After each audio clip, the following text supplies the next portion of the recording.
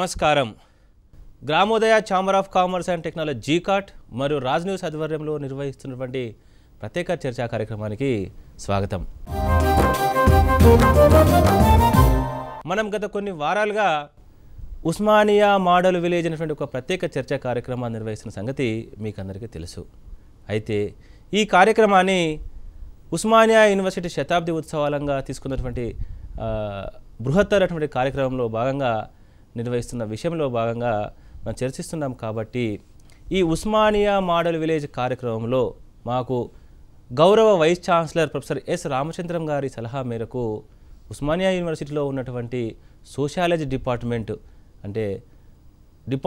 ఉన్నటువంటి ప్రొఫెసర్లు, ముఖ్యంగా sociology department head professor Ganesh గారు ఈ విషయంలో అంటే ముఖ్యంగా విలేజ్ స్టడీ కావచ్చు, లైక్ సర్వే విషయం కావచ్చు, మోనోగ్రాఫ్ వర్క్ కావచ్చు, ఇత్యాది అంశాల మీద ఎన్నో ముఖ్యమైనటువంటి సలహాలు సంప్రదింపులు చేస్తూ మాకు గత వన్ ఇయర్గా ఎంతో మా వెనక నిలబడి ఇక్కడ వరకు రావడంలో ఆయన కృషి ఉంది. అయితే ఈరోజు ప్రత్యేక చర్చా కార్యక్రమంలో పాల్పంచడానికి స్వయంగా వారే ఇక్కడికి వచ్చారు. కాబట్టి ముఖ్యంగా జీకాట్ తరఫున, రాజ్ న్యూస్ తరఫున ప్రొఫెసర్ గణేష్ గారికి స్వాగతం. అదేవిధంగా మన తెలుగు రాష్ట్రాలలో మీకు అందరికీ తెలుసు, ముఖ్యంగా వలసల గురించి మాట్లాడినప్పుడు పాలమూరు వలసల గురించి మనం చాలా మాట్లాడతాం. పాలమూరు వలసలు అంటే బాంబేకు, మహారాష్ట్రలో చాలా జిల్లాలో వెళ్ళిపోయేసి వాళ్ళ బతుకులు ఒక అగమ్య గోచరంగా ఉన్నటువంటి పరిస్థితుల్లో దీని మీద ఒక అధ్యయన వేదిక, పాలమూరు అధ్యయన వేదిక అయితే రకరకాల కార్యక్రమాలు నిర్వహిస్తుందో అది అందరికీ తెలిసిన విషయంలే. అయితే ఈ పాలమూరు అధ్యయన వేదికకు సంబంధించినటువంటి జంట నగరాల కన్వీనర్గా, అధ్యక్షులుగా ఉన్నటువంటి పెద్దలు, గౌరవనీయులు మన గత కొన్ని సంవత్సరాలుగా కేవలం పాలమూరు అధ్యయన వేదిక అయినప్పటికీ కూడా 1969 తెలంగాణ ఉద్యమంలో కూడా ఎంతో సేవలు అందించేసేసి ఈరోజు పోస్ట్ తెలంగాణలో కూడా తెలంగాణ గ్రామీణాభివృద్ధికి ఎంతో సేవలు అందిస్తున్నటువంటి గౌరవనీయులు పెద్దలు రాజేంద్ర బాబు గారు ఈరోజు మనతోటి ప్రత్యేకంగా చర్చా కార్యక్రమంలో పాల్పంచుకు వచ్చారు. కాబట్టి జీకాట్ ఆధ్వర్యంలో, రాజ్ న్యూస్ ఆధ్వర్యంలో వారికి కూడా స్వాగతం. చర్చలో వెళ్ళడానికంటే ముందు ఒక్కసారి మనము ఇద్దరు వక్తల గురించి క్లుప్తంగా మనం పరిచయం చేసుకుందాం. ఇంతకుముందే చెప్పినట్టు ప్రొఫెసర్ గణేష్ గారు డిపార్ట్మెంట్ హెడ్గా ఉంటూనే ఎన్నో రీసెర్చ్ ప్రాజెక్ట్స్ మీద, ముఖ్యంగా సోషాలజీ అంటే చాలా ముఖ్యమైన పాత్ర, సమాజానికి ఒక దిశ ఇవ్వడంలో, సో ఆ రీసెర్చ్ ప్రాజెక్ట్స్ మీద గైడ్గా ఎన్నో చేస్తున్నప్పటికీ కూడా తను ఇంకొక ముఖ్యమైన బాధ్యత నిర్వహిస్తున్నారు. చాలామంది తెలుసు, ఉస్మానియా యూనివర్సిటీలో professor G Ram Reddy centre for distance education అనే సంస్థ ఉందనే విషయం. అయితే ఆ సంస్థకి ప్రస్తుతం వారు డైరెక్టర్గా కొనసాగుతున్నారు. సో ఇది క్లుప్తంగా వారి గురించి పరిచయం అయితే ఒకసారి మనం రాజేంద్ర బాబు గురించి మనము చర్చిస్తే, రాజేంద్ర బాబు వాళ్ళ మారు పేరు అరవిని, రాజేంద్ర బాబు అంటుంటాము. వీరు ఒక రచయితగానే చాలామందికి పరిచయం అయినప్పటికీ కూడా ఒక ఉద్యమకారుడిగా, అంటే 1969 తెలంగాణ ఉద్యమంలో ఆ సంఘంలో అక్కడ మహబూబ్నగర్లో కానీ, ఇక్కడ జంటనగర్లో కానీ రకరకాల బాధ్యులుగా పనిచేస్తూ ప్రస్తుతము ఒకసారి మనం ఉమ్మడి రాష్ట్రంలో ఉన్నటువంటి వాళ్ళ బాధ్యతలు కనుక పరిశీలిస్తే, ఉమ్మడి రాష్ట్రంలో వీరు ఒక రచయితగానే చెప్పినప్పటికీ కూడా ఒక కాలేజీ ప్రిన్సిపల్గా, ముఖ్యంగా జూనియర్ కాలేజీకి సంబంధించిన ప్రిన్సిపల్గా రిటైర్డ్ అయ్యి ఈ ప్రిన్సిపల్స్ అసోసియేషన్స్ కానీ, జూనియర్ కాలేజ్ లెక్చరర్స్ అసోసియేషన్ కానీ రాష్ట్ర స్థాయిలో వర్కింగ్ ప్రెసిడెంట్గా మరియు జనరల్ సెక్రటరీగా కూడా వీరు బాధ్యతలు నిర్వహించారు. అదేవిధంగా చూసినప్పుడు రచయితగా వీరి యొక్క ముఖ్యమైనటువంటి గ్రంథం రాసింది విధ్వంసక అభివృద్ధి. ఈ విధ్వంసక అభివృద్ధి తెలంగాణలోనే ఒక డాక్యుమెంట్గా చాలామంది ఒక మోడల్ పుస్తకంగా ఇప్పటికూ చదువుతుంటారు. అది స్వయంగా వీరే రాయడం జరిగింది. ఇది కాకుండా ఇప్పుడున్నటువంటి పరిస్థితుల్లో తెలంగాణ స్టేట్లో చూస్తే గవర్నమెంట్ పెన్షనర్స్ అసోసియేషన్కి వారు ప్రస్తుతము వర్కింగ్ ప్రెసిడెంట్గా కూడా కొనసాగుతున్నారు. ఇంతేకాకుండా వీక్షణం పత్రిక మీకు అందరికీ తెలుసు, తెలుగు రాష్ట్రాల్లో చాలా ఎన్నో సామాజిక రాష్ట్ర స్థాయిలో కానీ, జాతీయ స్థాయిలో కానీ, అంతర్జాతీయ ఎన్నో అంశాల మీద వీక్షణం పత్రిక వస్తున్న సంగతి అందరికీ తెలుసు. ఆ సంపాదక వర్గంలో కూడా వీళ్ళు బాధ్యులుగా ఉన్నారు. కాబట్టి చాలా ముఖ్యమైనటువంటి అంశాలు మనతో పంచుకొని వచ్చినందుకు జీకాట్ ఆధ్వర్యంలో, రాజ్ న్యూస్ ఆధ్వర్యంలో ఇద్దరు వక్తలు కూడా ప్రత్యేకంగా స్వాగతం. ఒక్కసారి చర్చలో వెళ్ళడానికంటే ముందు మనం జీకాట్ యొక్క లక్ష్యాలను చూద్దాం. Gramodaya chamber of commerce and technology లక్ష్యాలు విలేజ్ మోనోగ్రాఫ్ తయారీ, వ్యవసాయం, పశు సంరక్షణ, యువత, మహిళా సాధికారత, కాన్సెప్ట్ ఆఫ్ జీరోను విశ్వవ్యాప్తం చేయడం, సర్పంచ్ల కోసం కన్సల్టెన్సీ అండ్ ట్రైనింగ్, యానిమల్ హాస్టళ్ల ఏర్పాటు, తక్కువ ఖర్చుతో ఇండ్ల నిర్మాణం, ప్రత్యామ్నాయ ఇంధన వనరుల సౌకర్యం, సాంప్రదాయ వైద్య విధానాలపై దృష్టి, నాన్ రెసిడెంట్ విలేజర్స్ కమిటీ ఏర్పాటు. ప్రొఫెసర్ గారు, మేము ఒక 1.5 years జర్నీ ఇంత దూరం వచ్చినామంటే మా వెనకాల కనిపించిన శక్తి మీరొకరు. ఎప్పుడు ఇలాంటి విషయం మీదైనా ముఖ్యంగా గౌరవ వైస్ ఛాన్సలర్ గారు విలేజ్కి అయితే మనం దత్తత తీసుకొని అక్కడ కార్యక్రమాలు నిర్వహించినామంటే మీ సహకారం ఎంతో ఉంది. కానీ మొట్టమొదటిగా ఈరోజు టీవీ టాక్ షో రావడం జరిగింది. ఈ ఉస్మానియా మోడల్ విలేజ్ పూర్వ విద్యార్థుల తరపున తీసుకున్న కార్యక్రమంలో భాగంగా ఒకసారి అందరికీ అర్థమయ్యే విధంగా పూర్వాపరాలు క్లుప్తంగా పంచుకుంటారా? భారతీయ సమాజం అంటేనే గ్రామీణ సమాజం. అంటే భారతదేశంలో ఉన్నటువంటి గ్రామీణ సమాజాలను అర్థం చేసుకోకుండా మనం భారతీయ సమాజాన్ని అర్థం చేసుకోలేము. కాబట్టి ఉస్మానియా యూనివర్సిటీలో ఎంఏ సోషియాలజీ కోర్సులో భాగంగా విద్యార్థుల్ని వివిధ గ్రామాలకు తీసుకెళ్లడం, ప్రత్యక్షంగా గ్రామంలో గ్రామస్తులతో కలిసి నివసించడం,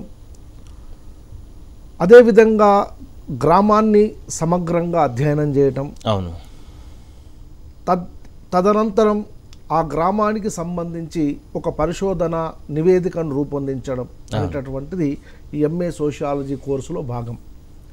అయితే మనము ఈ గ్రామాలను అభివృద్ధి చేయాలి అని అన్నప్పుడు ఆయా గ్రామాలకు సంబంధించినటువంటి భౌగోళిక, సామాజిక, ఆర్థిక మరియు మానవ వనరులకు సంబంధించినటువంటి అంశాలపైన అవగాహన లేకుండా గ్రామాలను మనం అర్థం చేసుకోలేము, గ్రామాలను మనము అభివృద్ధి పరచలేము.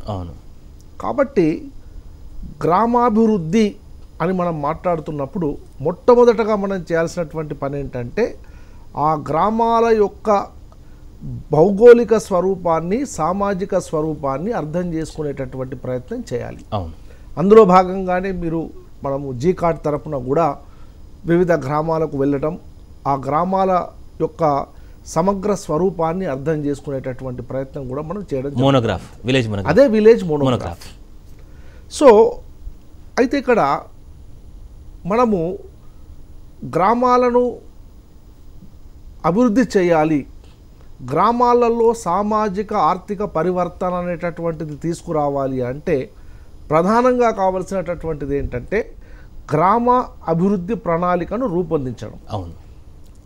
అంటే మనము ఏ గ్రామమైనా అభివృద్ధి చెందాలంటే మొట్టమొదట ఆ గ్రామానికి కావలసినటువంటి అవసరాలు ఏంటి, ఆ గ్రామంలో ఉన్నటువంటి సమస్యలు ఏమిటి, ఆ గ్రామంలో ఉన్నటువంటి భౌగోళిక వనరులు ఏమిటి, మానవ వనరులు ఏమిటి అనేటటువంటి అంశాలను చాలా క్షుణ్ణంగా అర్థం చేసుకోవాల్సినటువంటి అవసరం ఎంతో ఉంటుంది. కాబట్టి దీన్ని దృష్టిలో పెట్టుకొని మనము గ్రామాభివృద్ధి ప్రణాళిక రూపొందించే కంటే ముందు చేయాల్సినటువంటి పని ఏమిటి అంటే ఆ గ్రామానికి సంబంధించినటువంటి సమగ్రమైనటువంటి సర్వే, ఒక డయాగ్నోసిస్ రిపోర్ట్ లాగా, అలాంటి ఒక రిపోర్ట్ అనేటటువంటిది మనం రూపొందించాలి. అయితే ఇక్కడ మనం ప్రధానంగా ఈ సోషల్ సర్వే అనేటటువంటిది, అంటే గ్రామానికి సంబంధించినటువంటి ఒక సోషల్ సర్వే అనేటటువంటిది నిర్వహించాలి అని అన్నప్పుడు గ్రామ ప్రజల నుండి ఏ రకమైనటువంటి సమాచారాన్ని మనము సేకరించాలి అనేటటువంటి దానికి ఒక టూల్ అనేటటువంటి దాన్ని మనము కన్స్ట్రక్ట్ చేయాల్సి ఉంటుంది. దాన్నే మనము క్వశ్చనేర్, ప్రశ్నావళి లేదా ఇంటర్వ్యూ షెడ్యూల్ అని అంటుంటాం. అయితే మరి ఈ సోషల్ సర్వే అనేటటువంటిది చేసేటప్పుడు ప్రధానంగా గ్రామం యొక్క భౌగోళిక స్వరూపం ఏ విధంగా ఉంది, ఆ గ్రామానికి ఏ రకమైనటువంటి వనరుల యొక్క లభ్యత ఉంది, అదేవిధంగా గ్రామం యొక్క సామాజిక స్వరూపం, దాన్నే సామాజిక నిర్మితి అని కూడా అనవచ్చు, సోషల్ స్ట్రక్చర్. ముఖ్యంగా మనము భారతీయ గ్రామాలు ఉండేటటువంటివి చాలా ఒక విచిత్రమైనటువంటి ఒక హెటరోజీనియస్ క్యారెక్టరిస్టిక్స్ కలిగి ఉన్నటువంటి ఈ సమూహాలు. గ్రామానికి జీవన విధానం అనేది మారిపోతూ ఉంటుంది. అంటే ప్రతి గ్రామానికంటూ ఒక విశిష్టమైనటువంటి సామాజిక లక్షణాలు, సాంస్కృతిక లక్షణాలు అనేటువంటి ఉంటాయి. కాబట్టి ఈ సామాజిక సర్వేలో భాగంగా ఆయా గ్రామాలలో ఉన్నటువంటి కుల వ్యవస్థ ఏమిటి, వాస్తవికంగా కుల వ్యవస్థ అంటే గ్రామీణ కుల వ్యవస్థను మనం అర్థం చేసుకోకుండా గ్రామీణ సామాజిక ఆర్థిక సంబంధాలను మనం అర్థం చేసుకోవడం అనేది సాధ్యం కాదు. కాబట్టి ఈ కాస్ట్ కాంపోజిషన్ అనేటటువంటిది ఏ విధంగా ఉంది, ఈ వివిధ కులాల మధ్య సామాజిక సంబంధాలు అనేటటువంటివి ఏ విధంగా ఉన్నాయి, అదేవిధంగా గ్రామంలో ఉన్నటువంటి ప్రజల మధ్య ఏ రకమైనటువంటి ఆర్థిక సంబంధాలు ఉన్నాయి, వీటన్నింటినీ గురించి సమగ్రంగా మనం అవగాహన చేసుకోవాల్సినటువంటి అవసరం ఎంతైనా ఉంది. అవును సార్, మీకు కూడా స్వాగతం. ఒక ఉద్యమకారుడిగా, రచయితగా, అనువాదకుడిగా తెలంగాణ వ్యాప్తంగా ఎన్నో సేవలు మీరు అందిస్తూనే ఉన్నారు. అయితే పాలమూరు అధ్యయన వేదికలో మీరు విశిష్టమైన సేవలు అందించి గ్రామీణాభివృద్ధికి సంబంధించిన విషయాలు మీరు చాలా ప్రత్యక్షంగా చూసిన వాళ్ళు, అటు ఉద్యమపరంగా కావచ్చు, వాస్తవికంగా జీవనశైలి పద్ధతి. ఒక్కసారి ఈ ఉస్మానియా మోడల్ విలేజ్ సందర్భంగా ఈ సబ్జెక్ట్ మీద మీరు కొన్ని విషయాలు పంచుకుంటారా? మీరు నన్ను పరిచయం చేస్తూ మాది వలసల జిల్లా అన్నారు. నిజానికి బాధాకరమైన విషయం ఏమిటంటే, అవును, మా జిల్లాలో 2 నదులు, అవును, జీవనదులు, అవును, కృష్ణ, తుంగభద్రలు ప్రవహిస్తున్నాయి. అవి కాక ఇంకా చాలా పిల్ల నదులు చాలా ఉన్నాయి, అవును, ఉపనదులు చాలా ఉన్నాయి, అవును, భీమా కానీ, అవును, దుందుబి కానీ, అవును, ఇంకా చాలా నదులు ఉన్నాయి. అవును, అయినా సరే వలసలు అనేటువంటివి మాకు ఒక నిత్యకృత్యం అయిపోయింది మా జిల్లాలో. అవును, ఇక ఒక 2-3 సంవత్సరాల క్రితం అయితే దాదాపు మా జిల్లా జనాభా 36 లక్షలు ఉంటే 16 లక్షల మంది వలసపోయేటువంటి చాలా బాధాకరమైన విషయం అది. అంటే ఒకవైపు నీళ్లు కనిపిస్తున్నాయి, అంటే మాకు నిజానికి చూస్తే త్రాగునీటికి, సాగునీటికి కరువు ఉండకూడదు. అవును, కానీ పొట్టకూటి కోసం అంటే వలసలు అనేటువంటివి 2 రకాలుగా ఉంటాయి.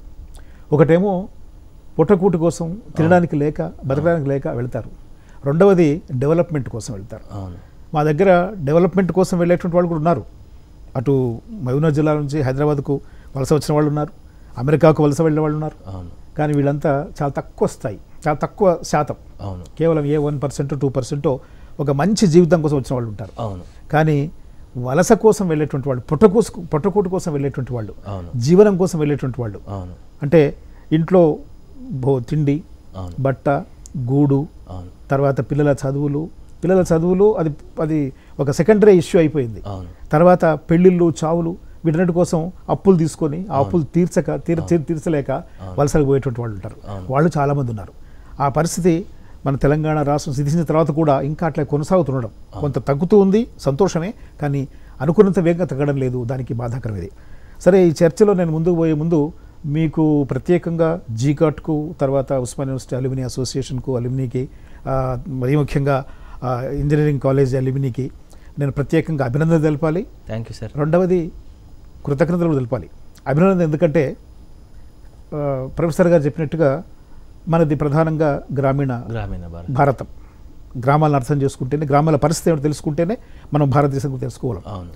అయితే యునైటెడ్ నేషన్స్ వాళ్ళు, యుఎన్ఓ వాళ్ళు కొన్ని డెవలప్మెంట్ గోల్స్ అని చెప్పి కొన్ని నిర్ణయించుకున్నారు, సస్టైనబుల్ డెవలప్మెంట్ గోల్స్ అని. అందులో ఒక ముఖ్యమైనటువంటి గోల్ ఏమిటంటే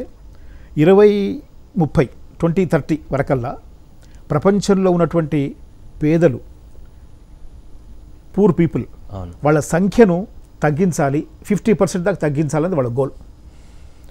అంటే 50% దేంట్లో అంటే వాళ్ళ యుఎన్ఓ స్టాటిస్టిక్స్ ప్రకారం ఇప్పుడు ప్రపంచవ్యాప్తంగా 767 మిలియన్లు, అంటే 76,67,00,000, అంటే దాదాపు 77 లక్షల మంది పేద ప్రజలు ఉన్నారు. 77 కోట్ల మంది పేద ప్రజలు ఉన్నారు. వీళ్ళు కనీసం 50% తగ్గించాలి 2030 కల్లా అనేటువంటి వాళ్ళ గోల్. ఇంకొక విషయం, చాలా భీతి గొలిపేటువంటి విషయం ఏంటంటే, ఈ ప్రపంచ పేదల జనాభాలో 30% మంది భారతదేశ గ్రామీణ ప్రాంతాల్లో ఉన్నారు. గ్రామీణ ప్రాంతాల్లోనే 30% మంది ప్రపంచం మొత్తం వ్యాప్తంగా ఉన్నటువంటి పేదల సంఖ్యలో 30% మన దగ్గర ఉన్న గ్రామీణులు ఉన్నారు. మరి భారతదేశంలో ఉన్నటువంటి గ్రామీణ వ్యవస్థను బాగుపరచకపోతే, గ్రామీణ వ్యవస్థలో ఉన్నటువంటి ప్రజలు ముఖ్యంగా రైతులు వాళ్ళ యొక్క బాగోగులు చూడకపోతే, వాళ్ళని బాగుపరచకపోతే ప్రపంచంలో మనము యునైటెడ్ నేషన్స్ వాళ్ళ సస్టైనబుల్ గోల్ను చేరుకోలేరు. అయితే మీకెందుకు అభినందనలు అంటే ప్రత్యేకంగా వాళ్ళంతా కూడా రైతులు, గ్రామీణ ప్రాంత ప్రజలు, వాళ్ళు వాయిస్లెస్ పీపుల్. వాళ్ళు తమ పరిస్థితులు, తమ పరిసరాల్లో ఉన్నటువంటి పరిస్థితులు ఏమిటి, తమ అవసరాలు ఏమిటి అవన్నీ చెప్పుకోలేరు. వాళ్ళకి తెలుసు అవసరాలు ఏమిటో, కానీ చెప్పుకోలేరు. తర్వాత అంటే వాళ్ళకు సంఘాలు ఉంటే ఏం లేవు. ఉన్న సంఘాలు రాజకీయ పార్టీతో అఫిలియేట్ సంబంధాలు కాబట్టి రాజకీయ పార్టీలకు ఉండేటువంటి పరిమితులు దానిలో పనిచేస్తుంటారు. ఇంతకాలంగా 70 సంవత్సరాలుగా రైతుల పరిస్థితి బాగుపడడం లేదు అంటే వాళ్ళ నిజానికి వాళ్ళ వాయిస్ వాళ్ళు వినిపించట్లేదు. ఈ మధ్యనే కొంత స్టార్ట్ అయిందనుకోండి, మహారాష్ట్రలో ఉద్యమం కానీ, రైతుల ఉద్యమం కానీ, తమిళనాడు రైతు ఉద్యమం కానీ. కానీ ప్రధానంగా చూసినప్పుడు రైతులకు వాయిస్ లేకుండా పోయింది. జీకాట్ ఆర్ వాయిస్లెస్ పెజెంట్స్కు వాయిస్ ప్రతిబింబిస్తుంది. మీరు వాళ్ళ గొంతుకను వినిపిస్తున్నారు కాబట్టి మీకు ప్రత్యేకంగా ఈ బృహత్కర ప్రయత్నంలో ఒక వేలాది లక్షల సైన్యం మీ వెనకాల కూడా ఉంది. అలా రిటైర్డ్ ఎంప్లాయీస్ చాలా మంది ఉన్నారు. ముఖ్యంగా మనం ఆలయ తరపున ప్రోగ్రామ్ తీసుకుంటున్నాం కాబట్టి యూనివర్సిటీ పెద్దలు మన వెనకాల ఉన్నారు. మీరు కూడా ఈ ప్రయత్నంలో తమ వంతు సహకారం అందించాలని నేను కోరుకుంటున్నాం సార్. తప్పనిసరిగా చాలా సంతోషంగా నాకు నిజానికి.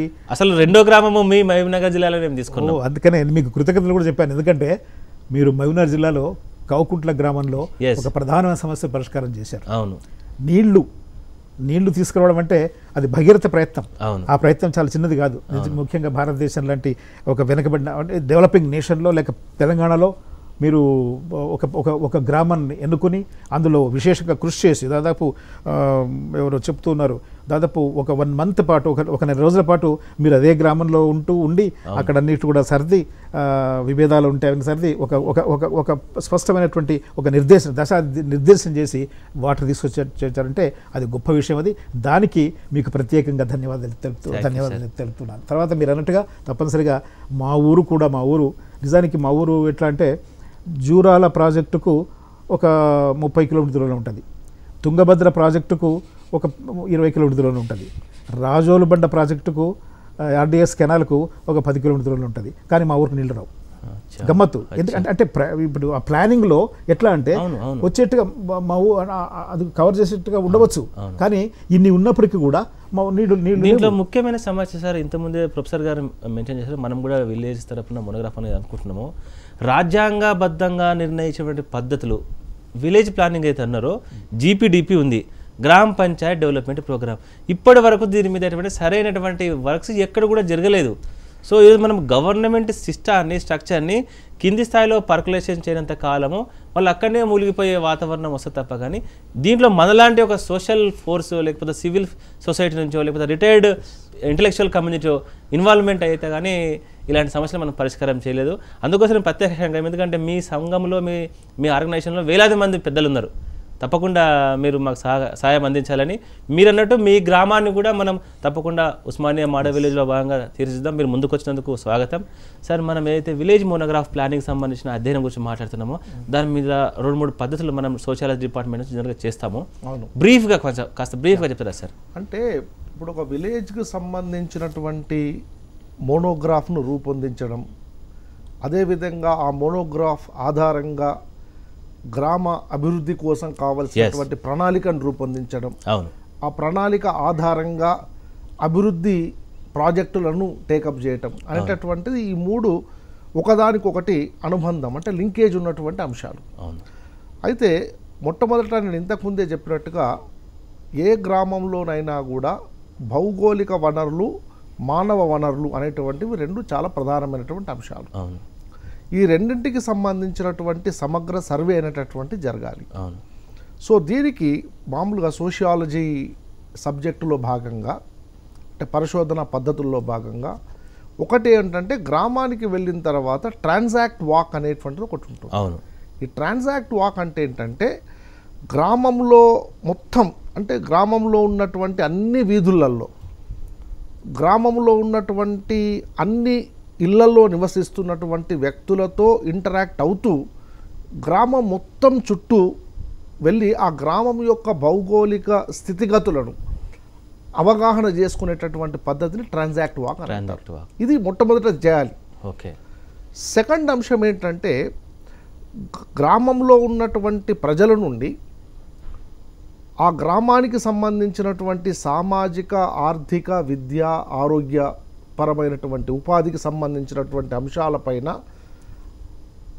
సమాచారాన్ని సేకరించడానికి ఒక ఇంటర్వ్యూ షెడ్యూల్ అనేటటువంటి దాన్ని రూపొందించాలి. ఓకే. ఓకే. సో ఆ ఇంటర్వ్యూ షెడ్యూల్ అనేటటువంటిది ఏంటంటే దాన్ని స్టాండర్డైజ్ చేయటం చాలా ఇంపార్టెంట్. ఓకే. ఓకే. సో ఇందులో సామాజిక అంశాలు ఉండాలి, సాంస్కృతిక అంశాలు ఉండాలి, ఆర్థికపరమైనటువంటి అంశాలు ఉండాలి, విద్యాపరమైనటువంటి అంశాలు, అంటే అన్ని అంశాలు, అంటే మానవ జీవనానికి సంబంధించినటువంటి అన్ని అంశాలు ఉండే విధంగా ఒక టూల్ అనేటటువంటి దాన్ని, అంటే ఇంటర్వ్యూ షెడ్యూల్ అనేటటువంటి దాన్ని రూపొందించి దాన్ని ఉపయోగించి గ్రామంలో ఉన్నటువంటి ప్రతి కుటుంబం నుండి సమాచారాన్ని సేకరించాలి.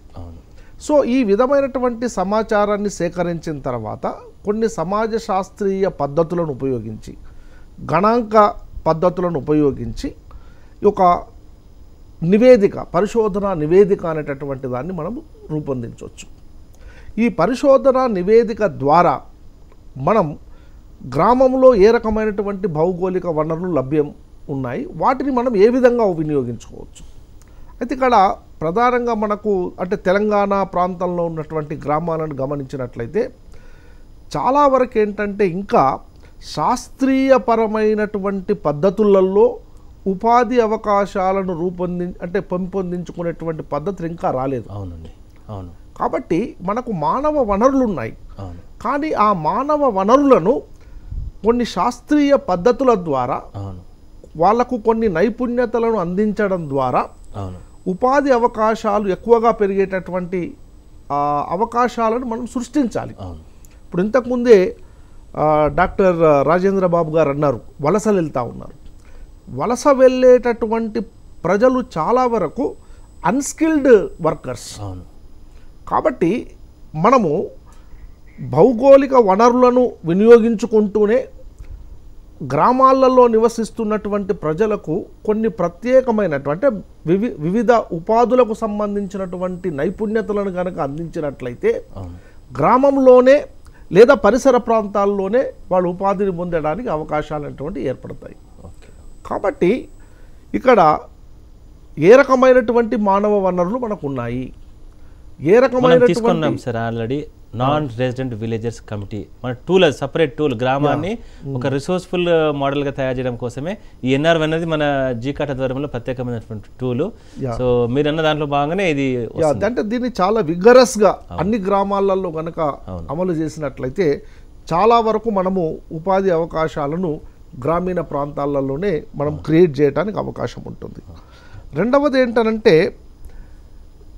ఈ గ్రామానికి సంబంధించినటువంటి అభివృద్ధి ప్రణాళికను రూపొందించడంలో కానీ ఆ ప్రణాళికను అమలు చేయటంలో కానీ ప్రజల యొక్క భాగస్వామ్యం అనేటటువంటిది చాలా అవసరం. ఇప్పుడు మనము పంచాయతీరాజ్ వ్యవస్థ అనేటటువంటిది ఏర్పడ్డ తర్వాత మనము కాన్సెప్ట్ ఆఫ్ గ్రామ సభ అని, గ్రామాభివృద్ధి కమిటీలని చాలా వరకు వచ్చినప్పటికీ కూడా ప్రజల భాగస్వామ్యము అనేటటువంటిది ఇంకా సంపూర్ణంగా లేదు. కేవలం కొద్ది మంది మాత్రమే గ్రామానికి సంబంధించినటువంటి అవసరాలను దృష్టిలో పెట్టుకొని ప్రణాళికను రూపొందించడం, దాన్ని అమలు చేయడం జరుగుతూ ఉంది.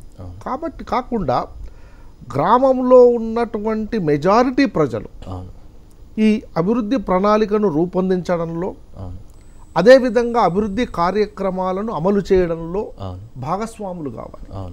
అది ఎప్పుడు సాధ్యమవుతుందంటే ఇప్పుడు మీరు జీకాట్ ఆధ్వర్యంలో చాలా రకాల కార్యక్రమాలు తీసుకుంటున్నారు. సో ఇక్కడ జీకాట్ లాంటి సంస్థల యొక్క ఆధ్వర్యంలో ప్రజలకు ఈ అభివృద్ధి ప్రణాళిక అంటే ఏమిటి, అభివృద్ధి కార్యక్రమాలు ఏ విధంగా ఉండాలి, ఏ రకమైనటువంటి ఉపాధి వారికి అవసరం ఉంది అనేటటువంటి వాటిపైన అవేర్నెస్ క్రియేషన్ అనేటటువంటిది చాలా అవసరం. కాబట్టి ఇక్కడ ఈ సందర్భంలో నా సలహా ఏంటంటే అటు ఇంజనీరింగ్ విభాగానికి సంబంధించినటువంటి నిపుణులు, అవును వ్యవసాయ రంగానికి సంబంధించినటువంటి నిపుణులు, అవును ఆర్థిక శాస్త్రానికి సంబంధించినటువంటి నిపుణులు, అవును మేనేజ్మెంట్కు సంబంధించినటువంటి నిపుణులు, అవును సమాజ శాస్త్ర రంగాల్లో ఉన్నటువంటి నిపుణులను అందరినీ ఒక్క దగ్గరకు తీసుకొచ్చి అవును వారి ద్వారా అవును ప్రజలకు శిక్షణా కార్యక్రమాలను గనక మనము గ్రామీణ స్థాయిలో అవును ఆర్గనైజ్ కనుక చేయగలిగితే అవును గ్రామీణ ప్రాంతాల్లో ఒక చేతనత్వం, ఒక కాన్షియస్నెస్ అనేటటువంటిది ఇంకా పెరగడానికి అవకాశం ఉంది. మీరు పేర్కొన్నట్టే దీంట్లో ఒక ముఖ్యమైన పాత్ర మీరు పోషిస్తున్నారు. మనము యూనివర్సిటీ ఆధ్వర్యంలో ఉన్నత్ భారత్ అభియాన్ కమిటీకి గౌరవ వైస్ ఛాన్సలర్ మిమ్మల్ని ఆ సబ్జెక్ట్ మీద మిమ్మల్ని కోఆర్డినేటర్గా చేశారు. సో ఈ కాలేజీలన్నింటినీ కూడా మనం ఒక్క తరమి తీసుకొచ్చే దాంట్లో భాగంగా మనం ఒక త్వరలో ఒక మీటింగ్ కూడా ఏర్పాటు చేయాలి. షార్ట్ కట్లో ఒకసారి అందరికీ అర్థమయ్యే విధంగా ఒకసారి అప్పీల్ చేస్తారా సార్? తప్పనిసరిగా ఏంటంటే వాస్తవికంగా భారత ప్రభుత్వం ఉన్నత్ భారత్ అభియాన్ అనేటటువంటి కార్యక్రమాన్ని చేపట్టడం జరిగింది. ఈ ఉన్నత్ భారత్ అభియాన్ యొక్క ప్రధానమైనటువంటి ఉద్దేశం ఏంటంటే విద్యా సంస్థలను గ్రామీణ ప్రాంతాలకు తీసుకెళ్ళి ఈ విద్యా సంస్థలలో ఉన్నటువంటి విజ్ఞానాన్ని, పరిశోధనను గ్రామీణ ప్రాంతాల అభివృద్ధికి ఏ విధంగా వినియోగించాలి.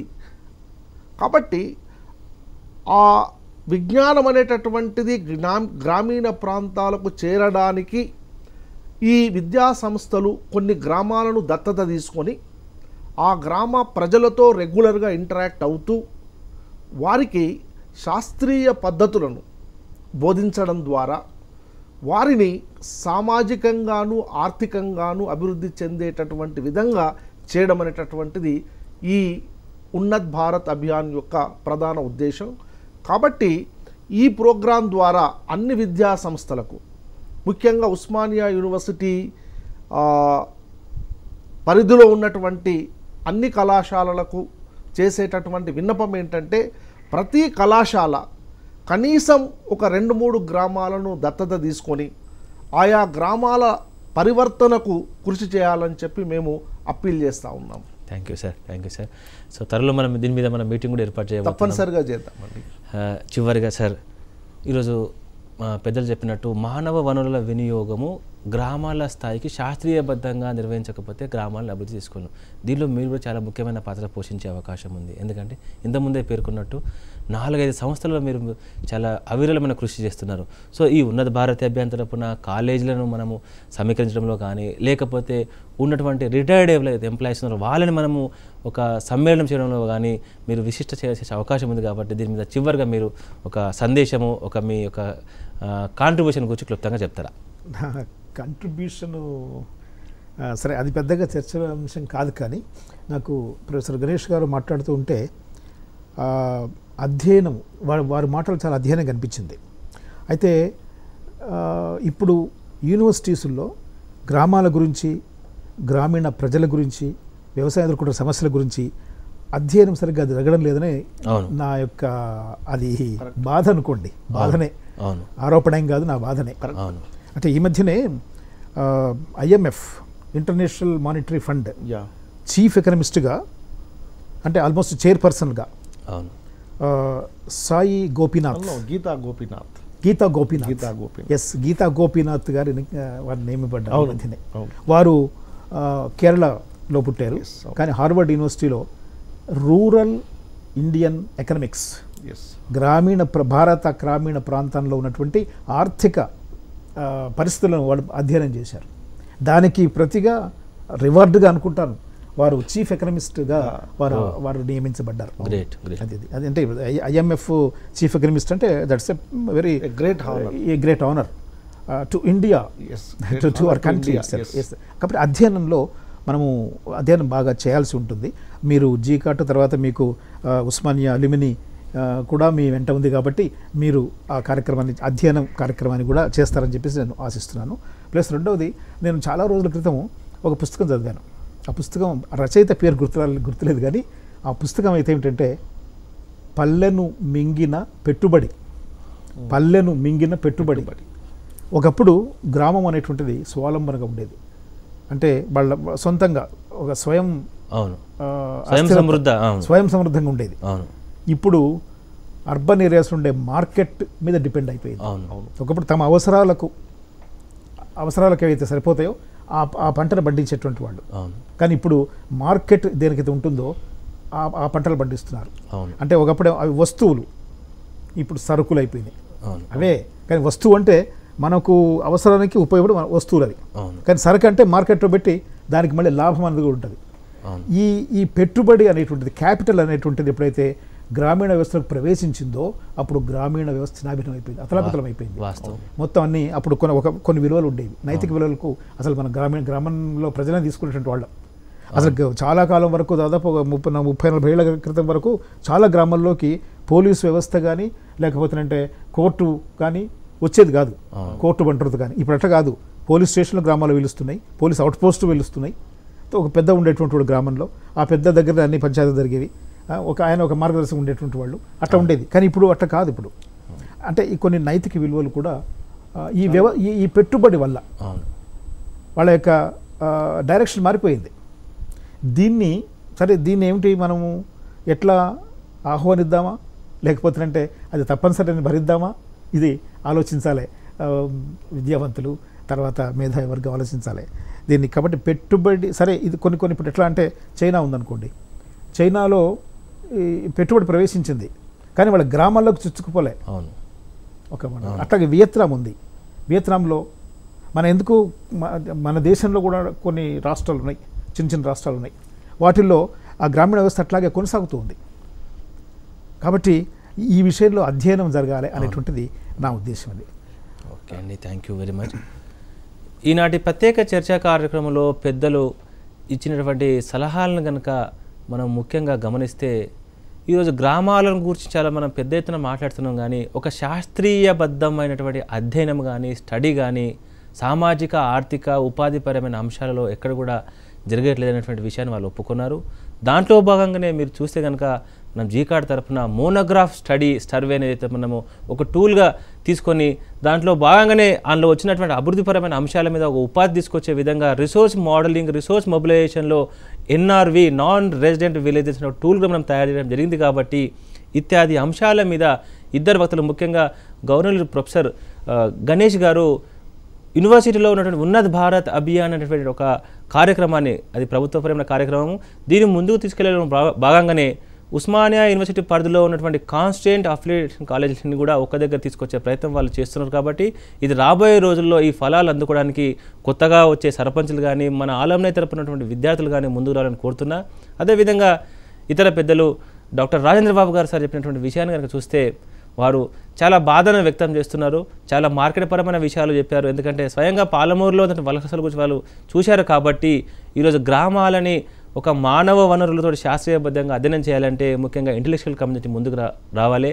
సో ఇలాంటి ముఖ్యమైనటువంటి విషయాలు మనతో ప్రస్తావించి ఇక్కడి వరకు వచ్చి సలహాలు అందించినందుకు జీకార్డ్ తరపున, రాజ్ న్యూస్ తరపున ప్రత్యేకంగా ధన్యవాదాలు తెలుపుతూ సెలవు. Our sincere thanks to Usmania University Alumni Association. Our special thanks to Telangana Retired Engineers Association, Telangana Development Forum TDF, Maha Offers Digital Media Private Limited, PR Foundation, Usmania University College of Engineering Alumni Association. హార్దిక సౌజన్యంతో Osmania university శతాబ్ది ఉత్సవాల సందర్భంగా ప్రకటించిన 100 model గ్రామాల అభివృద్ధి కార్యక్రమం విజయవంతం కావాలని ప్రేమతో doctor Pratap Reddy, president, Gandhi medical alumni association.